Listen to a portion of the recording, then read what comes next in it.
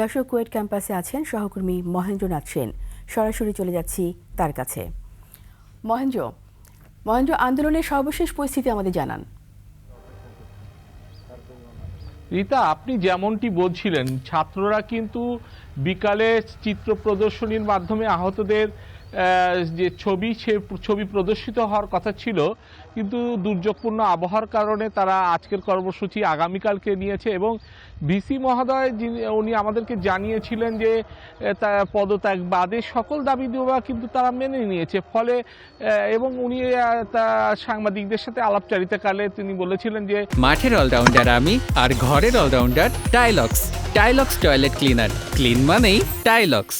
আমি অসুস্থ এবং অসুস্থতার কারণে আমি একটু ঢাকায় চিকিৎসার জন্য যাব। সম্ভবত আমাদের সামনে থেকে কিছুক্ষণ আগে ভিসির গাড়ি বেরিয়ে গেলেন।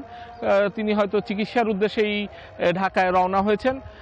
সব মিলিয়ে এখন বলা চলে যে কুয়েট ক্যাম্পাসটা কিন্তু এখন শান্ত রয়েছে।